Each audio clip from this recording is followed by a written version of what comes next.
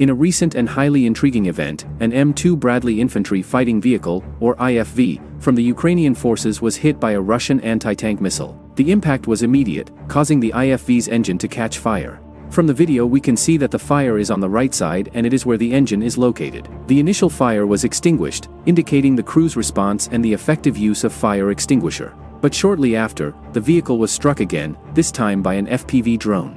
The drone hit the IFV from the right side, but it was unable to cause significant damage. Meanwhile, another Bradley IFV was called for the rescue and it entered the scene. This second Bradley began engaging the enemy with its powerful 25mm gun, trying to neutralize the threat and provide cover. It also opened the rear ramp door for the crew of 1st IFV to enter. During this rescue operation, another FPV drone targeted the second Bradley. It hit the vehicle, but fortunately, didn't cause significant damage. Recognizing the escalating danger, the crew of the second Bradley began to retreat.